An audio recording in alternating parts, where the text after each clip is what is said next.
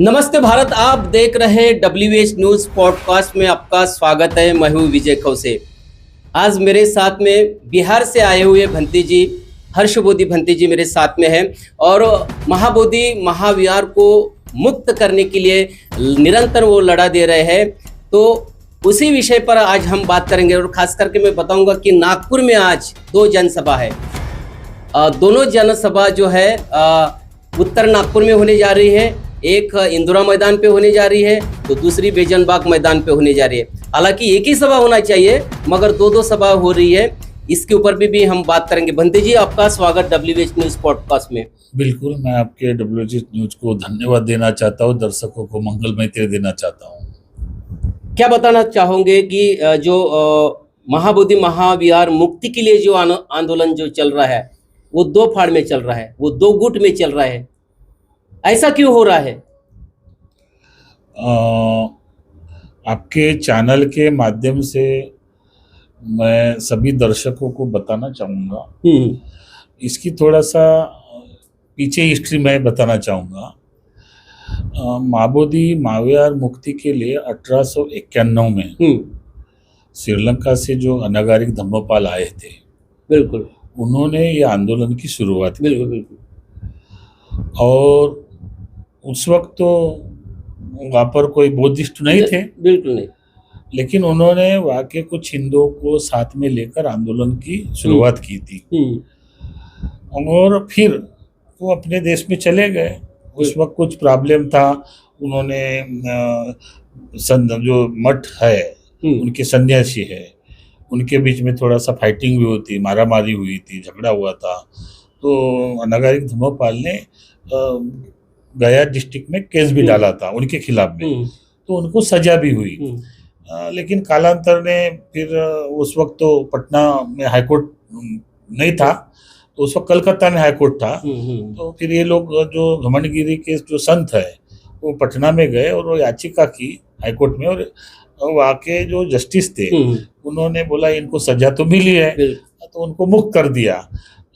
ये बात यहाँ समझने की जरूरत है, लोगों को स्टडी नहीं। पहली लड़ाई जो बनते अनागारिक जो है वो जीत गए थे, पहली लड़ाई नहीं, मैं बता रहा हूँ कोर्ट के माध्यम से। हाँ, नहीं, एक उन्होंने जो महाबोधि महाविहार है, तो जो पहला अभी जो खाली हुआ है गर्भाघर, वो पूरा दबा हुआ था। तो अनागारिक धम्मपाल जो दूसरा माला था, तो जापान गए थे, जापान से बुद्ध की मूर्ति लाई और जापान की मूर्ति पूजा के लिए रखा। तो स्वामी लोगों का वर्चस्व था, घमंडगिरी का वर्चस्व था, तो स्वामी लोगों का बहुमत ज्यादा था। तो उन्होंने आपस में हाथापाई हुई भगवान बुद्ध की मूर्ति नीचे फेंक दिया। तो इसी बीच में अनागारिक धम्मपाल ने उनको व्यक्तिगत मतलब FIR तैयार की थी, तो उनको सजा भी मिली।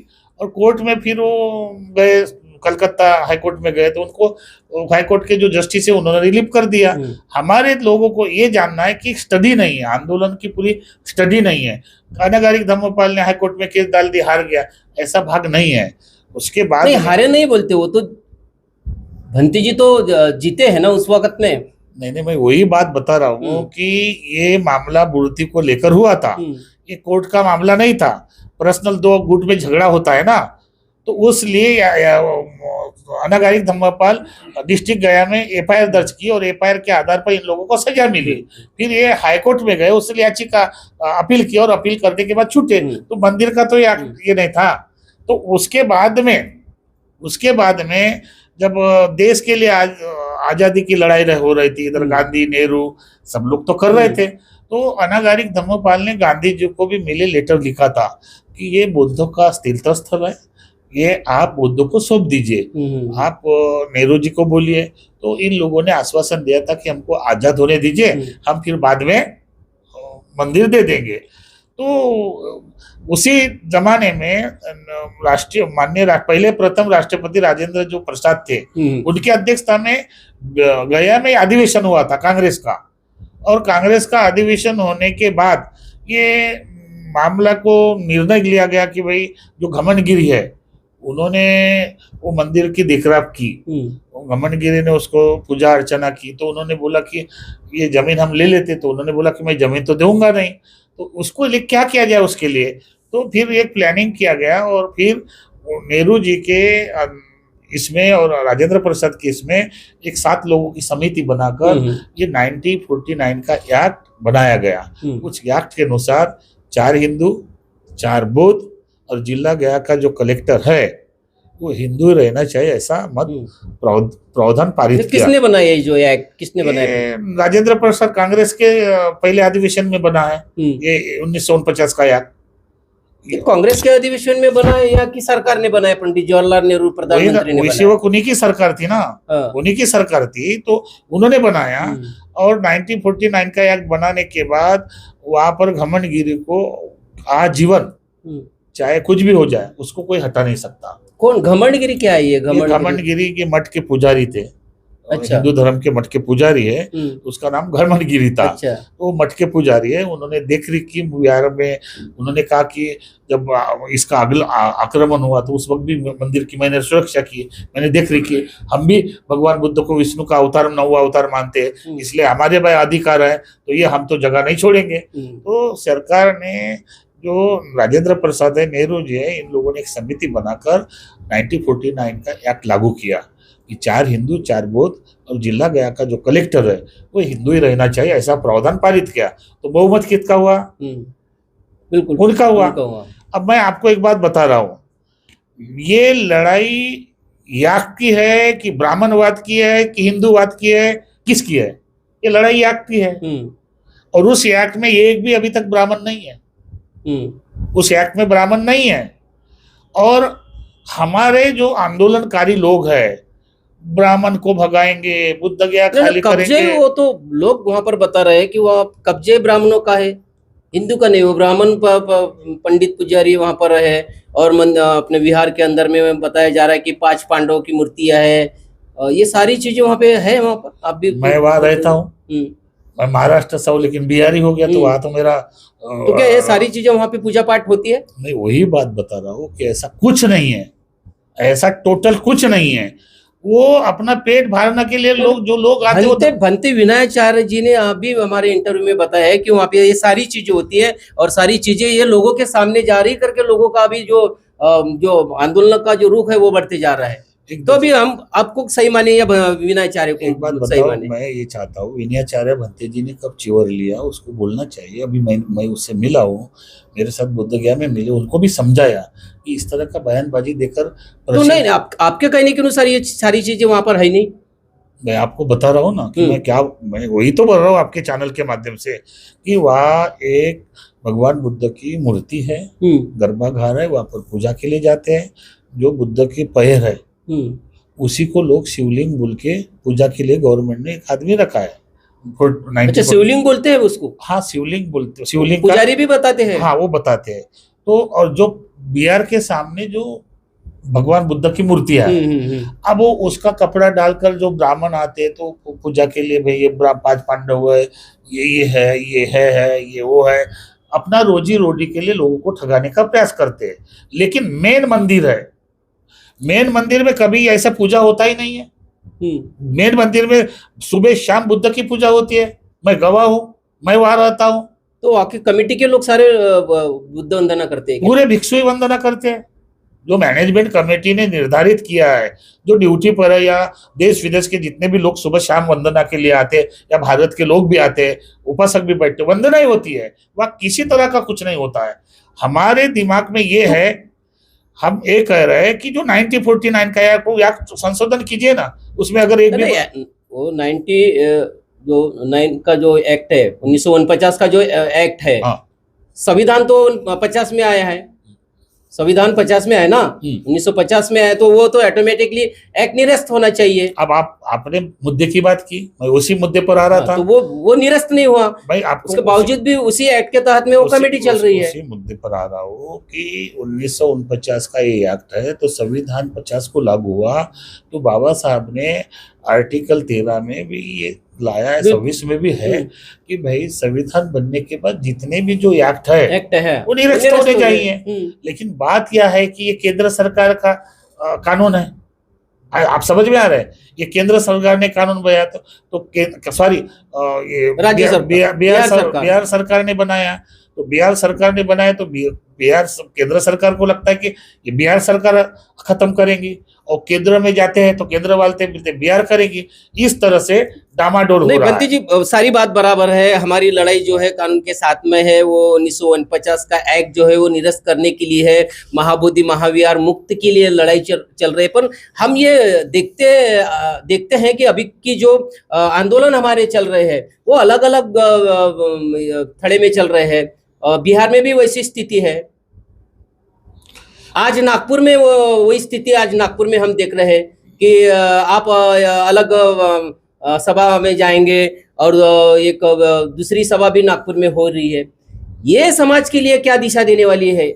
मैं वही आपके चैनल के माध्यम से फिर दर्शकों को बताता हूँ, और मैं जवाबदारी एक व्यक्ति होने के नाते आपके चैनल पर बाइट दे रहा हूँ। खौसे जी, मैं ये चाहता हूँ कि जो आंदोलन 92 में चला था बनते ससाई जी के नेतृत्व में, बनते आनंद जी के नेतृत्व में, तो 92 में आंदोलन चला तो उस वक्त तो सोशल मीडिया नहीं था, बिल्कुल नहीं था। और लेकिन फिर भी मैंने अपने आंखों से देखा, मैं उस आंदोलन का हिस्सा हूँ, उस आंदोलन का गवाह हूँ। मैं 13 दिन जेल में रहा, और 1949 के एक्ट को यानी महाबोधि मंदिर प्रबंधन अधिनियम 1949 को निरस्त करने के लिए आंदोलन हो रहा था। लेकिन मुझे ताज्जुब हो रहा कि भंते ससाई जैसा व्यक्ति, भंते प्रज्ञादिल जैसा व्यक्ति उस एक्ट में गए क्यों? 92 में जब आंदोलन हुआ तो 89 में जब माननीय लालू प्रसाद की सरकार थी बिहार में, तो लालू प्रसाद जी ने इन्होंने बीटीएमसी एक्ट में लिया। अगर ये आंदोलनकारी अड़े रहते कि नहीं पूरा आंदोलन, हम जब तक अमेंडमेंट नहीं होता तब तक हम लोग बीटीएमसी में नहीं आएंगे, मेंबर नहीं बनेंगे, उसी वक्त निर्णय लगा होता। अभी की स्थिति जो है वो वैसी है। अभी तमाम जितने भी लोग आंदोलन कर रहे हैं उनकी एक ही मांग है कि हमको मुक्ति चाहिए बिहार से। मैं आपके बात पर मेरा प्रश्न, आप मेरे प्रश्न को उत्तर नहीं दे रही आप। बोलिए ना। ये जो दो सभाएं हो रही है, मैं उसी के प्रश्न पहली सभा तो ये बेजनबाग के इसकी हुई है, महीना 2 महीने से इनका ये जो है सभा का नियोजन चल रहा है, उन्होंने खुद कहा है। उसके बावजूद में दूसरी सभा आप लोगों ने ली है। मैंने तो सभा नहीं ली। नहीं, आपने नहीं ली होंगी तो वामन मेश्राम जी ने वहां पर सभा ली है। वामन मेश्राम जी की सभा पहले से निश्चित हुई थी।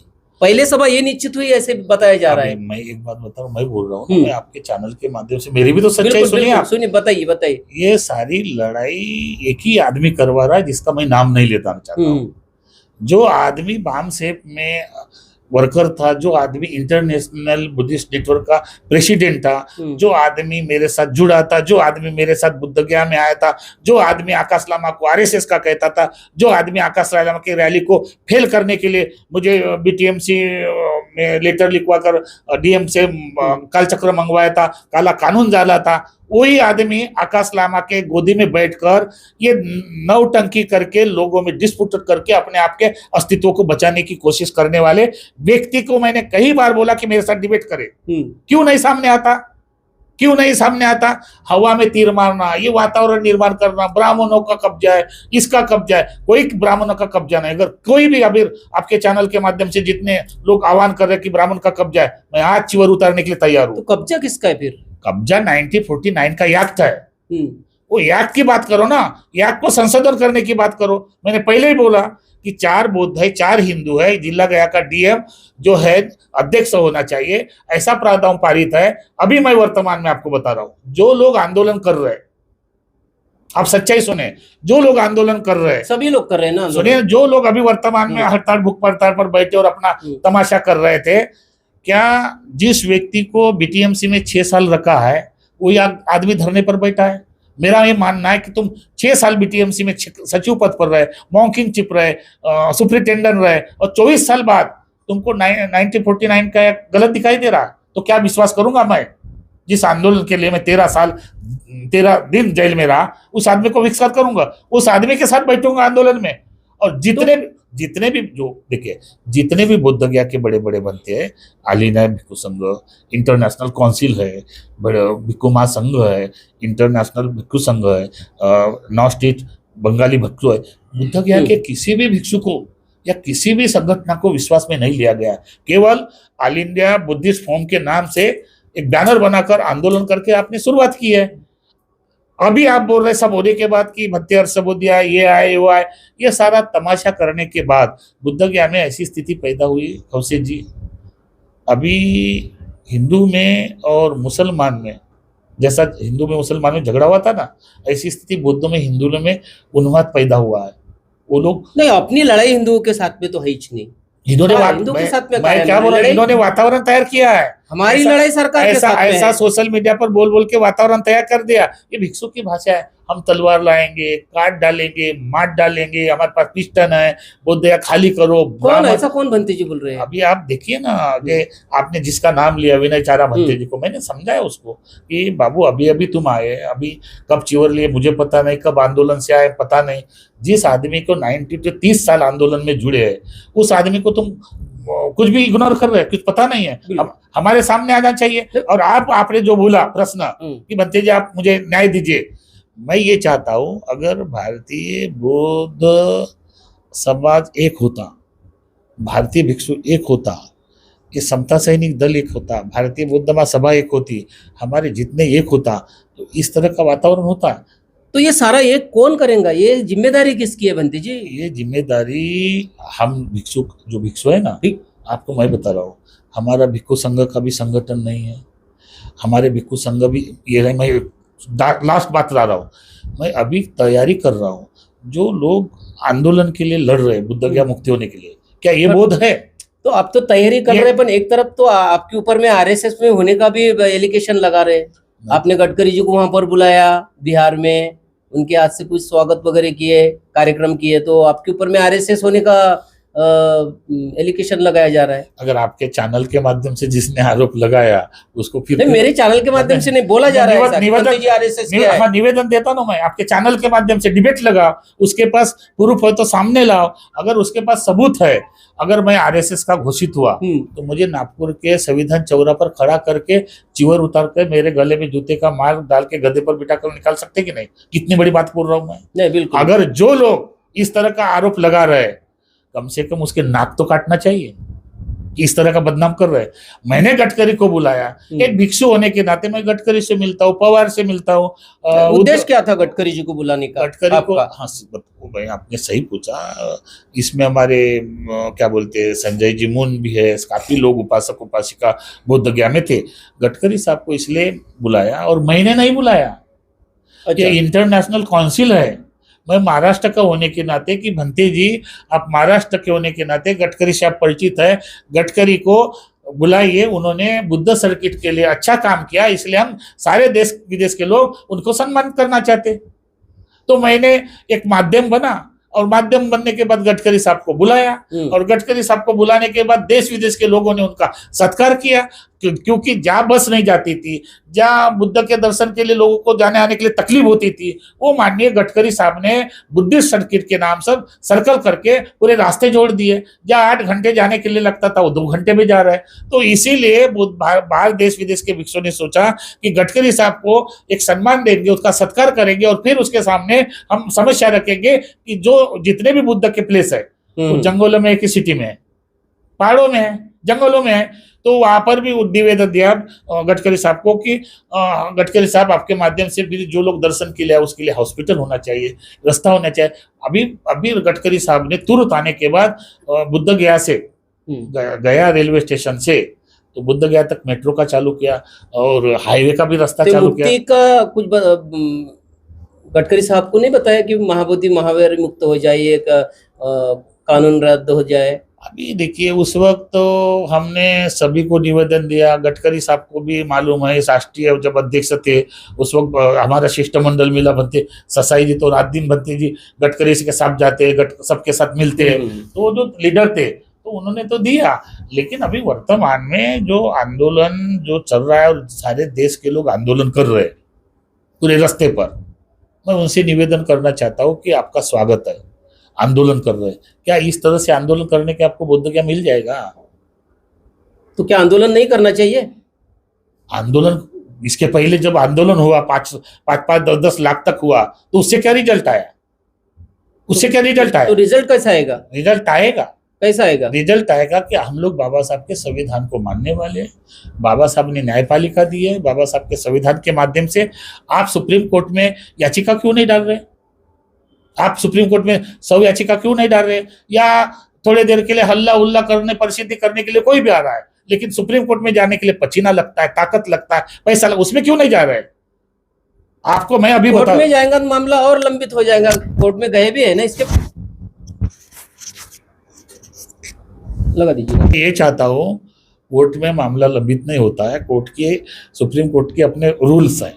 अगर आपने याचिका डाल दी, नहीं, आंदोलन करके और पूरे मतलब देश के बौद्धों का या परराष्ट्र के जो बौद्धों का जब दबाव आएगा सरकार पर, तो सरकार उसके ऊपर में तुरंत निर्णय लेके वो कानून रद्द कर सकती है ना। आप इस बात में कभी भी विश्वास मत कीजिए। बाहर के बौद्धों को आप लोगों को सपोर्ट मिल जाएगा।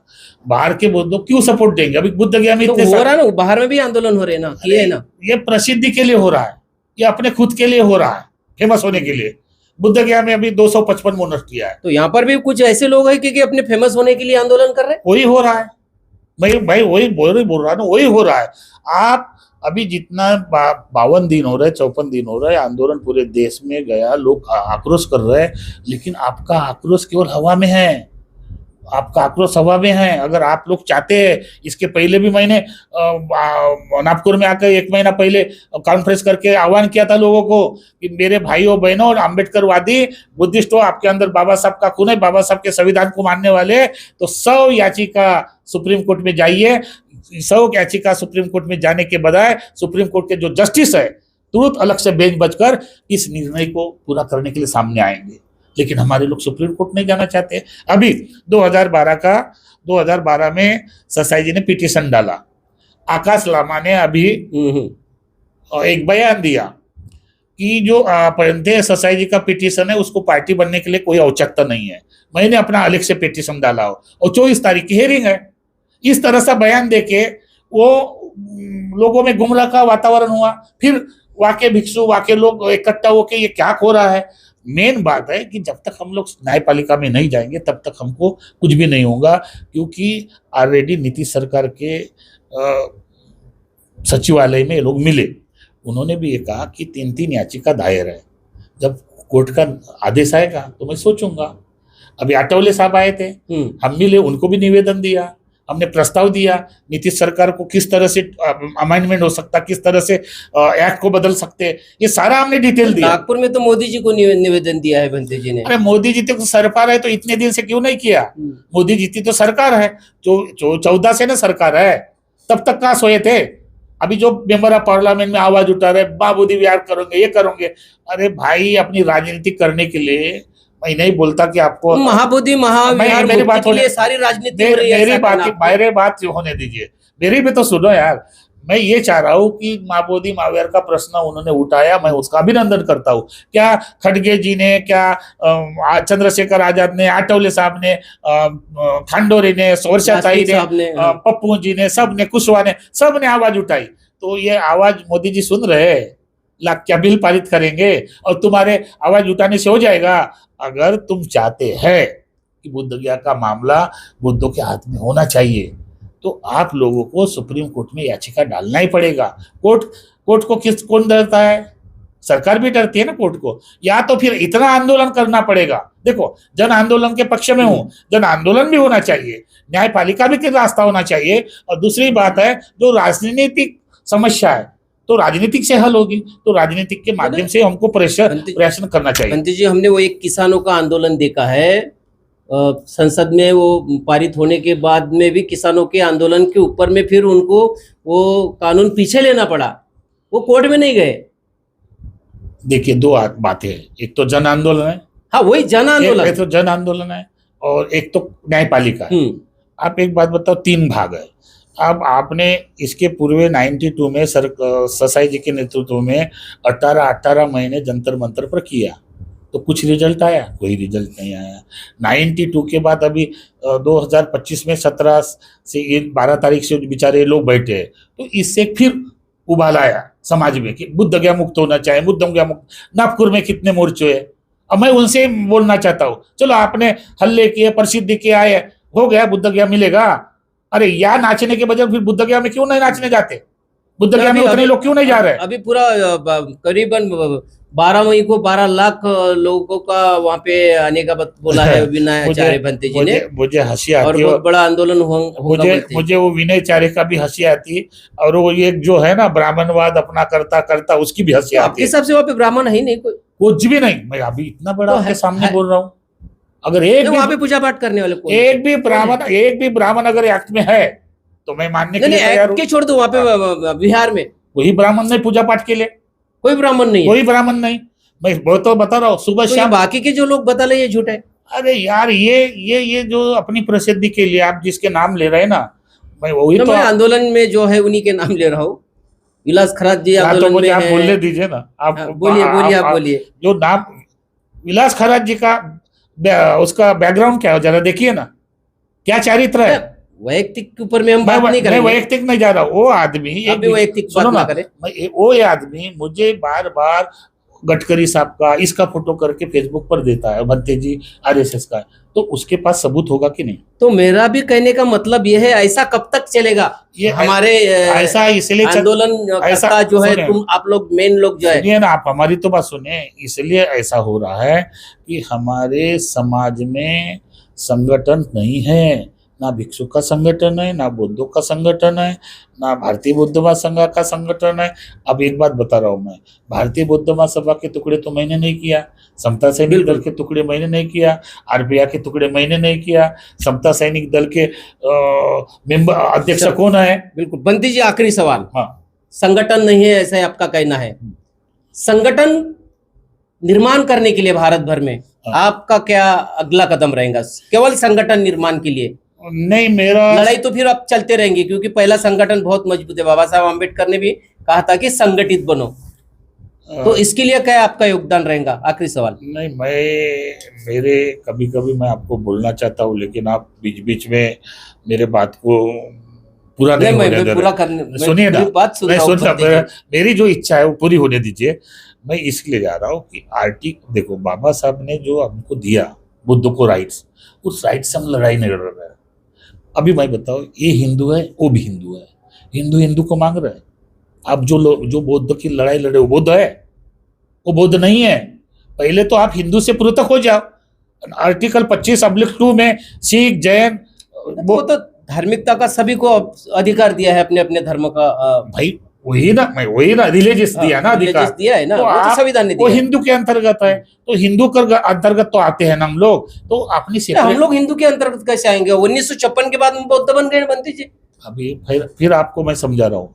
19 नहीं, हिंदू के अंतर्गत बोल रहे ना। हाँ तो है हम ना, लोग कैसे आएंगे? है ना, नहीं, कैसा है? मैं बता रहा हूँ। नहीं, ये गलत बात है। आप तो सुनिए, मानूंगा नहीं मैं, इस आप बात सुनिए को ना, नहीं मानूंगा मैं। आप सुनिए ना, आप 1956 के बाद में हम बौद्ध हो गए अरे पूरे। भाई, हम आप हिंदू नहीं है, आप मेरी बात को सुन और रहे हिंदू क्या? कोई जाति भी नहीं है। नहीं, आप मेरी बात को सुन नहीं रहे, इसका मतलब आप नहीं, चुप आपने रहे। हिंदू बोले ना, और मैं बता रहा हूँ ना, बोलिए सुनो ना ना, फिर। मैं बता रहा हम हूँ, हिंदू कैसे है? मैं बता रहा हूँ ना, वही तो हम हिंदू कैसे है मैं बताइए। बता रहा हूँ ना आपके चैनल बोलिए, पर बता रहा हूँ। बताइए देखो, कैसे हिंदू बाबा है? साहब ने संविधान लिखा। हाँ बिल्कुल। उस वक्त बाबा साहब धर्मांतरित थे क्या? नहीं। फिर बाबा साहब के संविधान में आर्टिकल अनुच्छेद 25/2 में हाँ बिल्कुल। आप पढ़िए, अब आप पढ़िए, सारे हिंदू, सिख, जैन, पारसी ये हिंदू के अंतर्गत आते हैं, ठीक है। इसीलिए डॉक्टर बाबा साहब आम्बेडकर ने जब आप जो बात बता रहे हैं ना, वो मैं रियली फैक्ट बता रहा हूँ, जरा सुनो, गंभीरता से सुनो। यही बात समाज के सामने नहीं जा रही और आप लोग छुपाते हैं। सच्चाई क्या है? 1955 में हिंदू एक्ट मैरिज लाया, तब बाबा साहब को लगा कि मेरे संविधान लिया और मैंने इस संविधान में अभी तक दिया कि ये लोग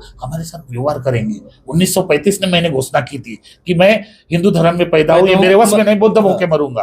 और 14 अक्टूबर 1956 में बाबा साहब धर्मांतरित होते बौद्ध होके मरे।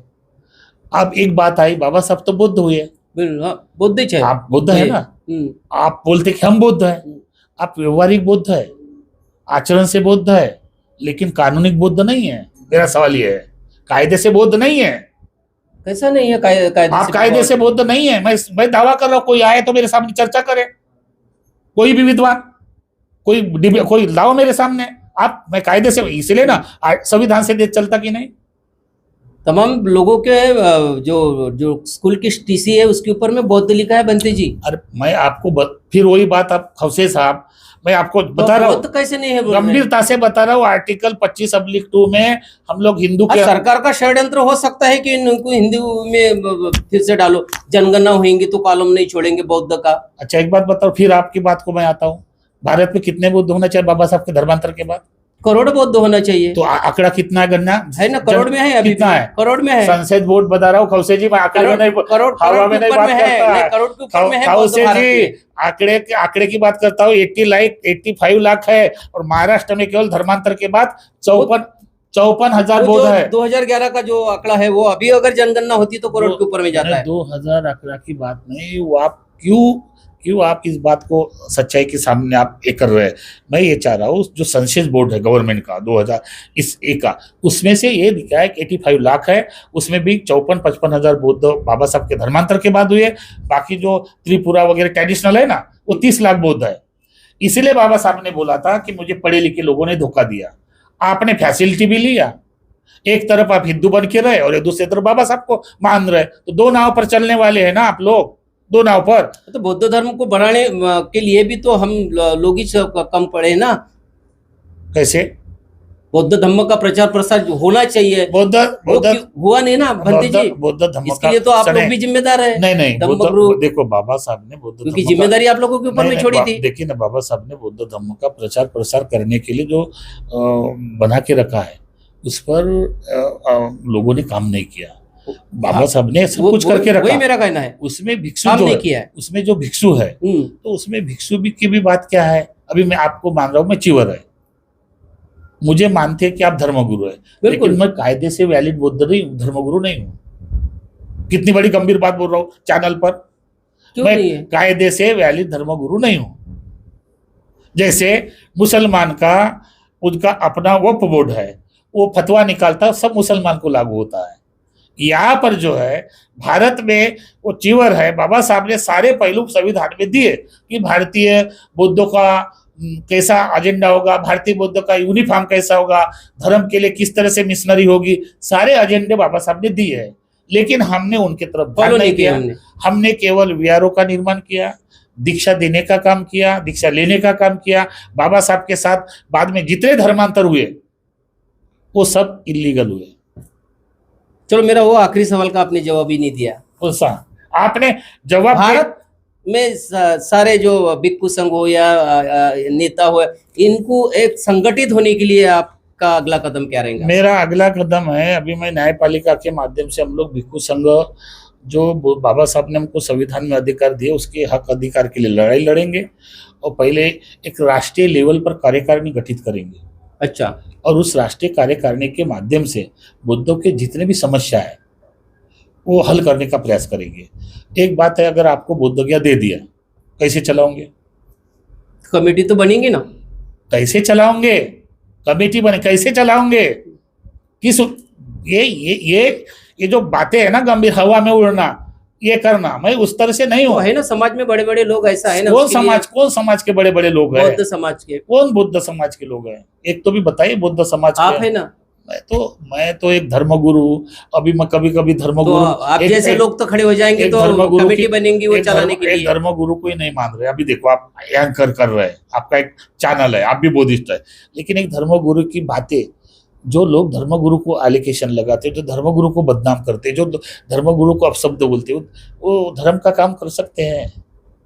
ये नियम है, ये है। ये डॉक्टर बाबा साहब आम्बेडकर संविधान निर्माण किया, और संविधान निर्माण करने के बाद दीक्षा भूमि पर आया और 7 भिक्षु थे, उसमें बाबा साहब की कुर्सी लगाया, लेकिन बाबा साहब को बोला इस कुर्सी पर बैठो, तो बाबा साहब कुर्सी पर नहीं बैठे।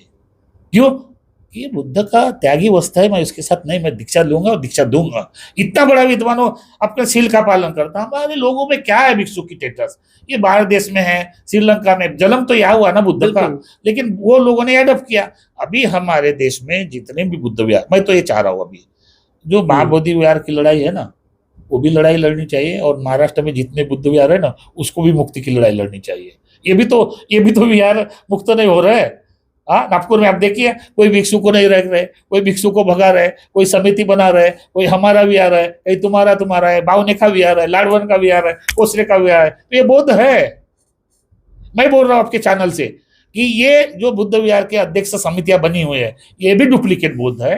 डुप्लीकेट बौद्ध इसलिए है कि डुप्लीकेट बौद्ध इसलिए, वो भी गवर्नमेंट जानती है, न्याय जानता है, ये सब जानते हैं कि इनके पास हवा है, कुछ नहीं है। हमको बाबा साहब के संविधान के माध्यम से जाना पड़ेगा, चैलेंज करना पड़ेगा। बहुत महत्वपूर्ण बात बता के अपनी बात को खत्म कर रहा हूं। आपको खवसे जी ये देखना है, बाबा साहब ने 22 प्रतिज्ञा दी कि नहीं दिए। तो अभी लोग क्या कर रहे हैं हिंदू लोग कि भगवान बुद्ध विष्णु का अवतार है। चलो, आपको मैं मानता हूँ विष्णु का अवतार है, आप भाई भाई होगे कि नहीं?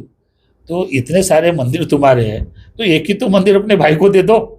हमारे तो 84,000 बौद्ध विहार ये अरे एक तो दे दो, फिलहाल एक तो दे दो। दूसरी बात है, डॉक्टर बाबा साहब अम्बेडकर ने कहा कि विष्णु भगवान बुद्ध के अवतार नहीं है, ऐसा खोटा प्रचार, ढोड़स प्रचार, मैं इसको नहीं मानूंगा। तो ये 4-5 22 प्रतिज्ञा हमको कोर्ट में चैलेंज करना है कि बाबा साहब ने हमको बताया है। हम लोग उस पर नहीं जा रहे खौसे जी। अभी जो आपने बोला कि 2-2 गुट में या नागपुर में कार्यक्रम हो रहा है, मैं तो मानता हूँ ये कैसे हो रहा है, क्यों हो रहा है।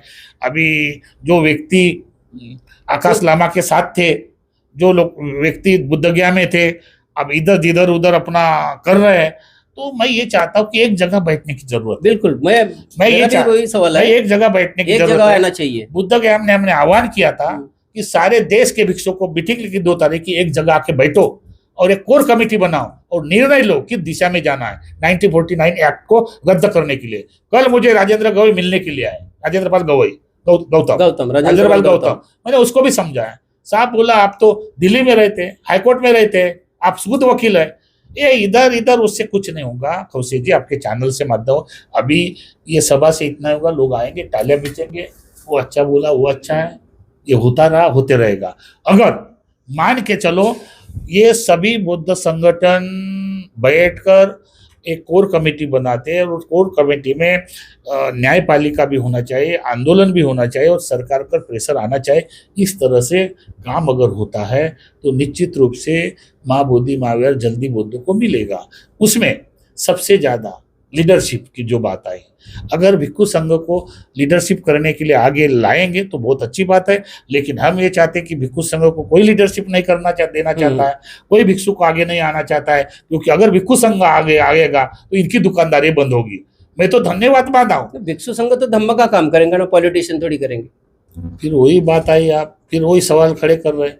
अरे मुझे अधिकार बाबा साहब ने वोट डालने दिया तो क्या मैं पूजा पाठ करते ही रहूंगा? तो वोट तो डालना पड़ेगा। क्यों डालूंगा मैं? धम्म का काम करना पड़ेगा ना। तो क्यों डालूंगा? जब धम्म को प्रगति के लिए, धम्म को डेवलप के लिए, धम्म का प्रचार करने के लिए कोई अशोक सम्राट नहीं बनेगा तो मैं तो अशोक सम्राट बनाने की कोशिश करूंगा। राजा अच्छा हो, इस देश का राजा धार्मिक हो, ऐसा तो आदमी देखूंगा कि किस पीछे जाना चाहिए, किसके पीछे नहीं जाना चाहिए, धर्मगुरु होने के नाते। तो ये सब संघराज वगैरह जो बुद्ध धर्म में जो आया है वो मुझे लगता है कि यहाँ पर इस तरह से नहीं है। मैं व्यक्तिगत किसी का विरोध नहीं करना चाहता हूँ, लेकिन जो लोग पढ़े लिखे लोग जो संगठन में काम कर रहे थे, ऐसे ही लोग अगर आपस में इसकी बुराई, उसकी बुराई, इसकी बुराई करेंगे तो ये अच्छा नहीं। मेरा एक भक्त होने के नाते उसको भी, जिन्होंने मेरा विरोध किया उसके प्रति भी मंगल कामना है। मैं तो ये चाहता हूँ कि ज़्यादा टोपली भर मुझे गालियां दे और देते रहे, जो सभी का मंगल कामना, अरे देते रहे ना, तेरा कर्म देते रहे, मैं अपना कर्म करते रहूंगा। लेकिन धर्म की जो मार है, सच्चाई है, सच्चाई समाज के सामने आना चाहिए, सच्चाई बोलनी चाहिए, न्याय देना चाहिए। केवल भाषणबाजी के लिए, प्रसिद्धि के लिए सोशल मीडिया पर तुम बोल के चले जाओगे, लेकिन हिंदू और बौद्ध में अगर उन्माद हुआ बोध गया में तो क्या करोगे? तो ये फिर मैं बोल रहा हूँ, हिंदू और बौद्ध का ये लड़ाई नहीं है ना, सरकार के साथ में हमारी लड़ाई है ना। तो इन्होंने ऐसा वातावरण किया ना, इन्होंने सोशल मीडिया पर दिया ना वातावरण कि ब्राह्मणों को हटा देंगे, बौद्ध गया खाली करो, तलवार है, भाले है, बिरछ, इनके ऊपर ये पैर भी हुई है। इन तरह के जो बयान दिए ना इन लोगों ने, ये पार भी वही है। अभी बुद्ध गया में आने जाने की कोशिश करो। अभी सम्राट अशोक जयंती हुई, मैं कल ही आया बुद्ध गया से, तो पुलिस प्रशासन ने उनको नोटिस दिया है कि आप ये करो, अभी इलेक्शन आने वाला है, आचार संहिता होने के बाद बैठने देंगे क्या?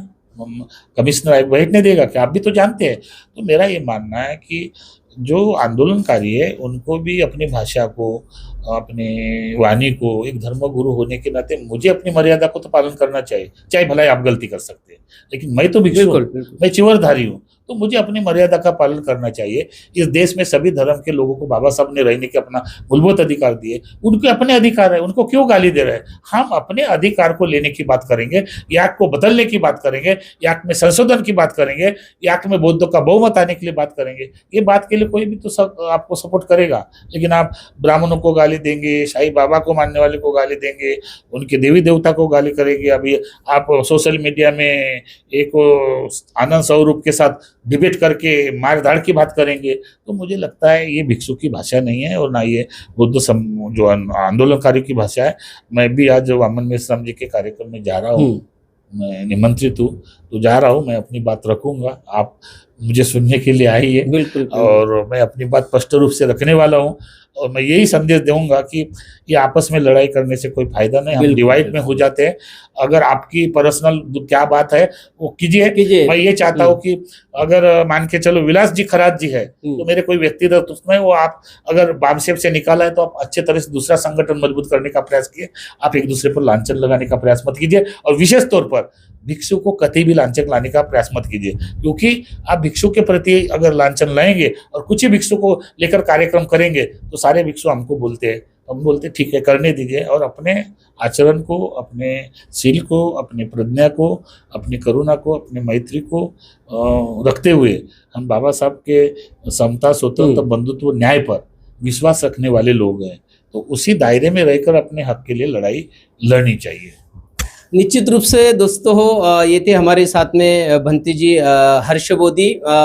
उनका एक ही कहना है कि ये जो महाबोधि महाविहार की जो लड़ाई है, मुक्ति की लड़ाई है, ये कानूनी तौर पे लड़ना चाहिए। निश्चित रूप से कानूनी तौर पे भी लड़ना चाहिए और जो जनता का जो है जन आंदोलन वो भी होना उतना ही जरूरी है। मगर हम देखते आ रहे हैं कि जो भी हमारे देश में आंदोलन हो रहे हैं ये अलग अलग तरीके से अपने अपने हिसाब से वो आंदोलन हो रहे हैं। नागपुर में भी वैसा ही चाहिए। एक आज जो बहुत बड़ा एक रैली होने जा रही है, 2 रैली एक ही विषय पे एक ही जगह पर होने जा रही है, ये कुछ अच्छा नहीं है, हमारे हिसाब से तो भी ये अच्छा नहीं है।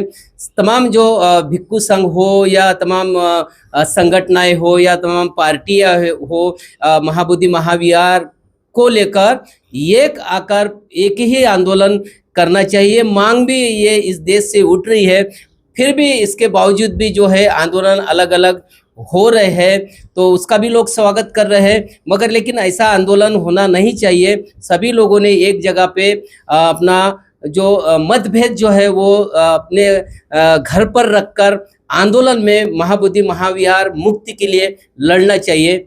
ऐसी ही मांग भंती जी ने की है। देखते रहिए WH न्यूज़, लाइक करें, सब्सक्राइब करें। जय भीम, नमो बुद्धाय।